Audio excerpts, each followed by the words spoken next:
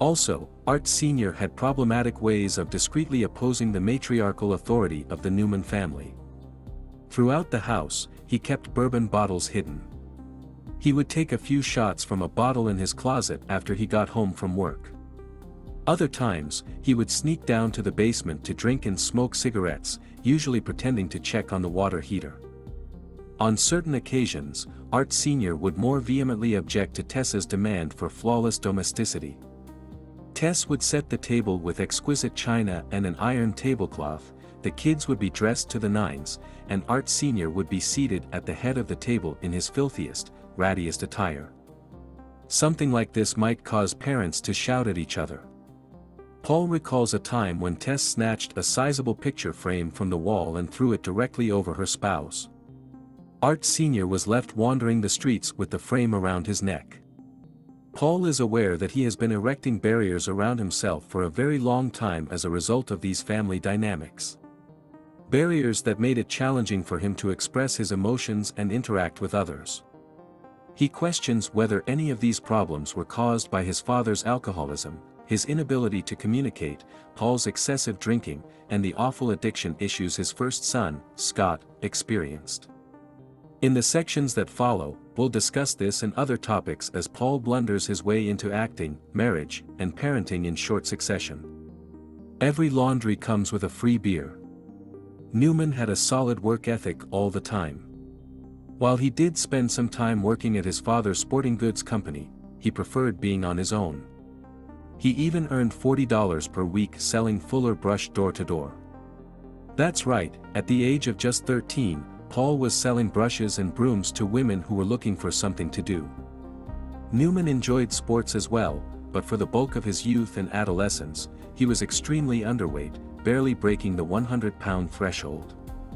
He considered himself to be a lightweight in many ways. He felt as though he let his father down in these two areas because he wasn't a particularly good student or athlete. Yet when the United States entered the Second World War in 1941, Newman's life was about to change.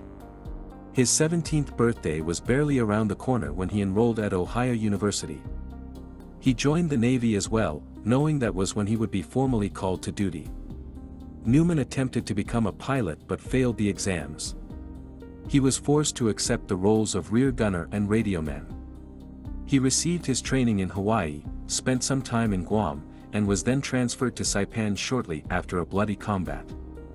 After the war's conclusion in April 1946, Newman received an honorable discharge. He was fortunate to survive the war unscathed, unlike several of the members of his first squadron. He was actually amazingly unaffected by the war. He doesn't remember being brave or fearful. In all honesty, he doesn't believe that his stint in the military made him feel any more mature. He thinks the only significant change was that he increased in height by roughly 5 inches. As a result, he was no longer the short and frail young man who had enlisted when he returned to college and this time enrolled at Ohio's Kenyon College. Newman took his first moves toward pursuing acting professionally while attending Kenyon. His beer consumption first reached epic proportions there as well. He remembers his first day as being dropped off on campus at 3 p.m., finding a keg of alcohol right away, and being crocked by 6 p.m. At Kenyon, Newman performed in numerous plays, such as The Front Page, R.U.R., Heartbreak House, and Charlie's Aunt.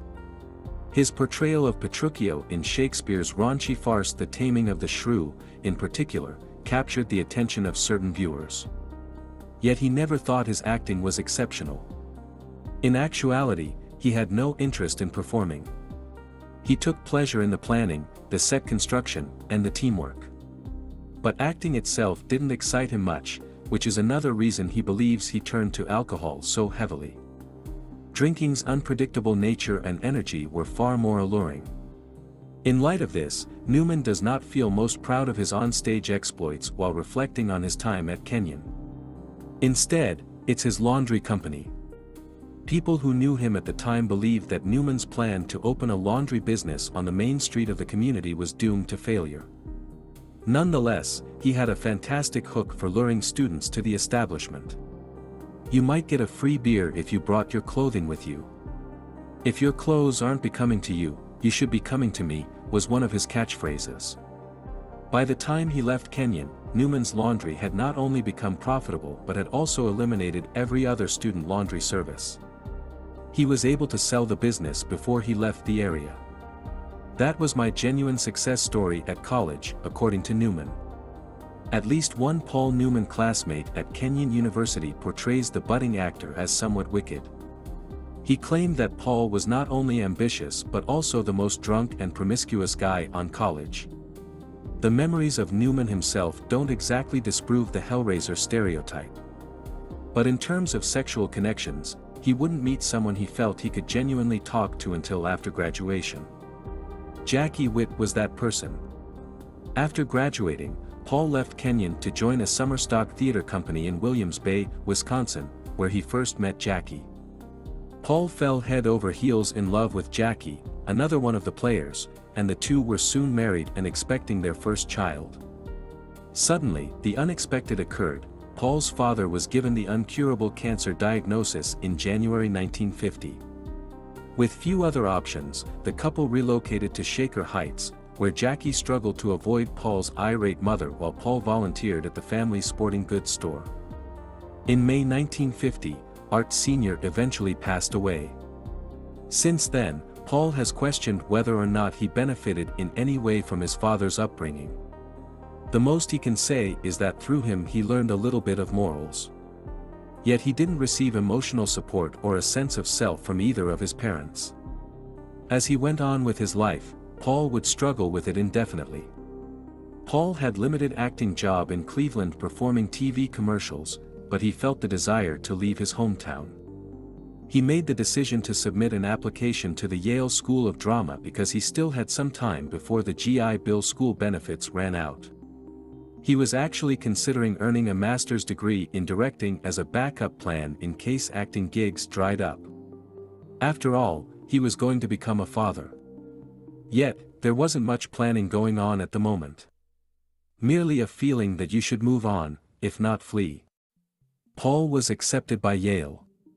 Scott, his first child, was also born soon after they settled in Connecticut.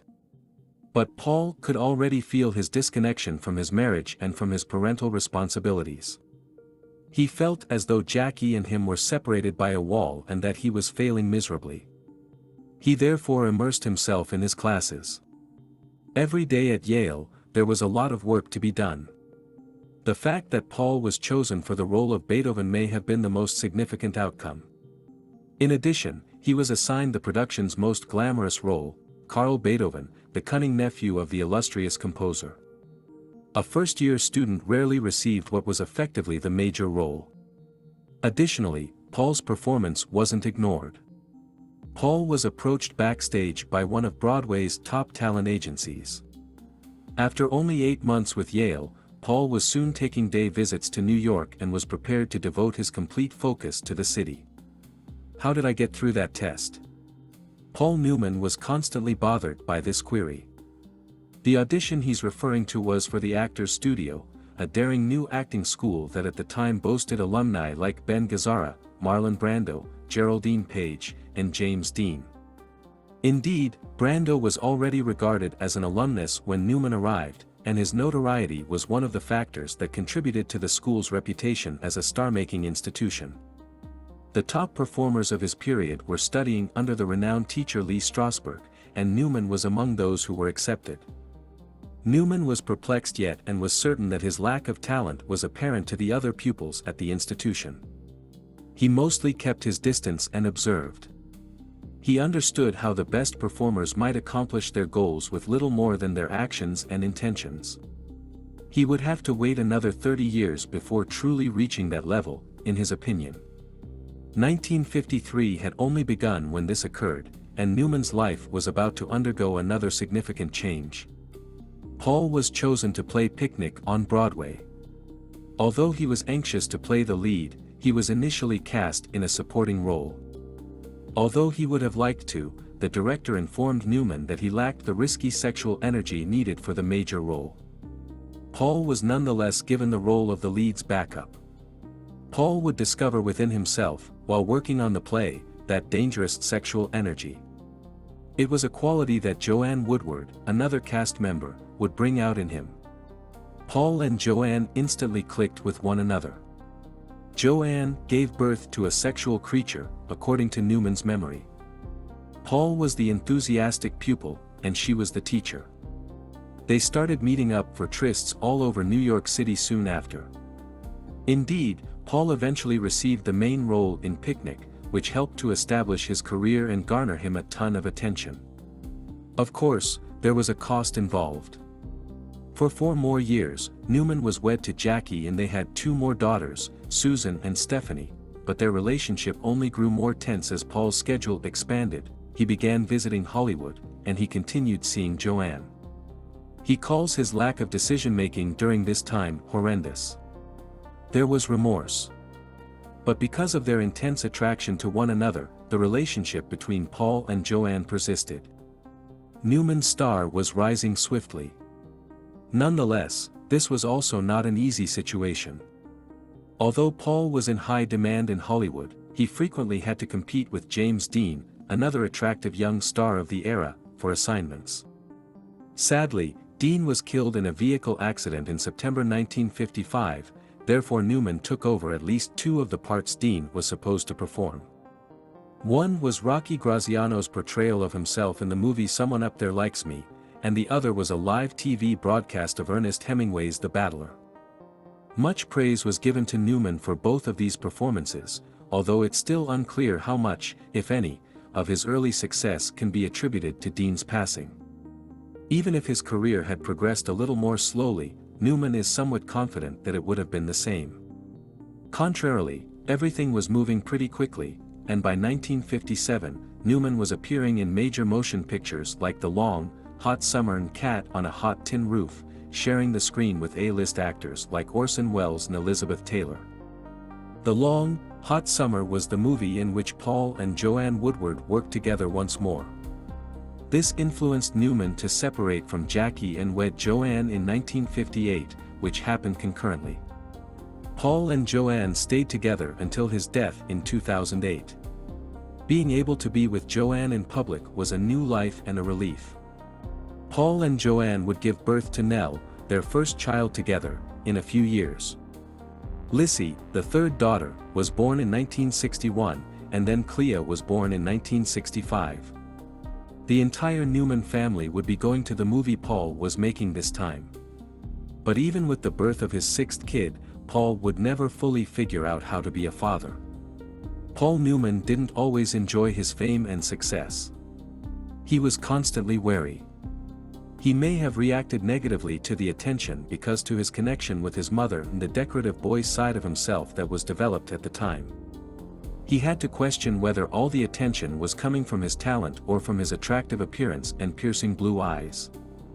Was he only a sex object or a competent actor? It didn't help that he was frequently mistaken for Marlon Brando in the beginning, especially. Was everything comparable? Did anything really matter at all? Newman had grown weary of the Hollywood system by the time Cat on a Hot Tin Roof was released in 1958. Yet, popularity also comes with a certain amount of power that can be advantageous, particularly when it comes to choosing your own projects or promoting worthwhile causes. Hence, in the 1960s, Newman started to lean toward issues that he did think were crucial, including politics and civil rights. Throughout the 1960s and 1970s, Paul participated in the support of Democratic presidential candidates.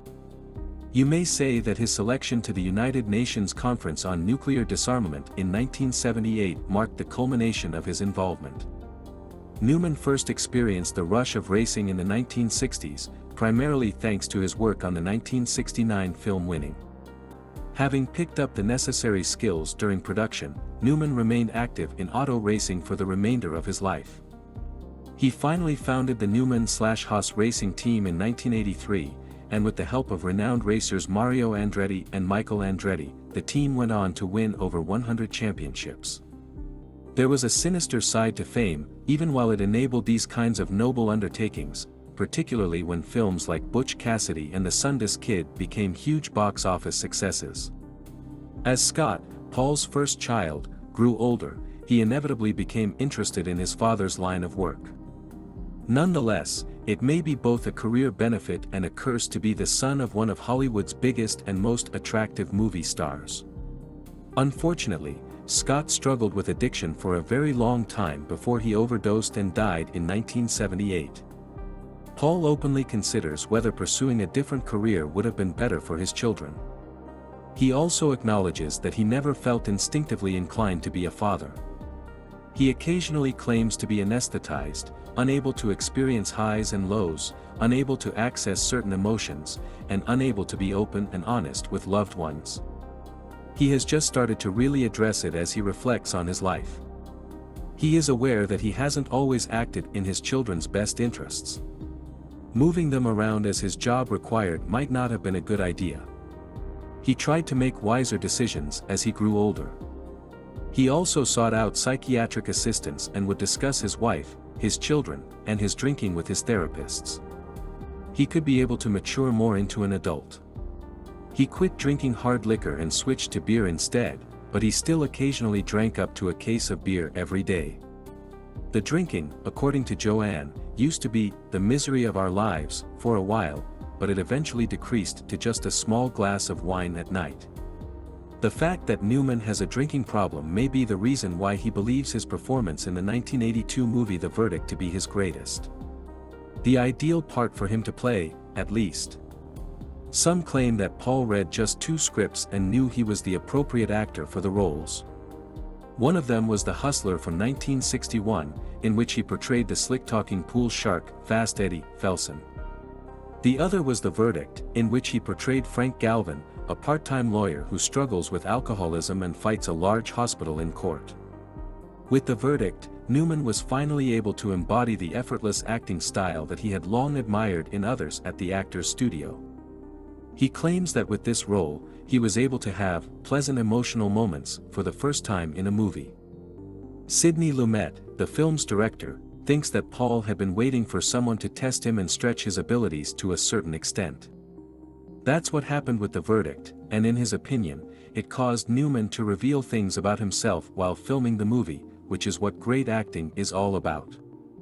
In the following years, Newman would provide even better performances, including his return to the Eddie Felson role in the 1986 movie The Color of Money, which earned him his first Academy Award for Best Actor.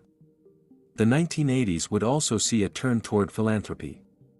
The first was a line of culinary items, which started with homemade salad dressings that Newman and his friend would put into old wine bottles and sell at neighborhood shops. They were so well liked, in fact, that the Newman's own brand was created with the intention of donating all earnings to good causes. Since then, it has given more than $550 million to numerous charities. The Hole in the Wall Gang Camp, a summer camp for kids with cancer and other serious diseases, is the other project. In 1987, after a friend passed away, Newman was moved to make something to offer children a sense of accomplishment before their lives are cut short. One of Newman's friends describes the camp as the purest representation of Paul as a person and speculates that it is the accomplishment that has had the biggest impact on Paul. After 60 years of being behind the decorative boy, the orphan was finally catching up. Paul Newman was beginning to experience a sense of unity and completion. What kind of person will that be if the two sides do genuinely reconcile? Paul is curious to learn more. Paul Newman has always had a hard time overcoming the aftereffects of his early life. His father was a covert drinker who passed away too soon, and his mother was a controlling, smothering influence in his life. After serving in the military and going on to become a renowned actor, Newman battled his own alcoholism. After he relocated to New York and met Joanne Woodward, his first marriage ended. Newman's sexuality was freed by his relationship with Woodward, launching his career and improving him as an actor. Throughout his 2 marriages, Newman had 6 children. He had a difficult time being a father and sadly lost one of his children to addiction. As Newman's notoriety increased, he used it to further his interests in racing and charitable causes.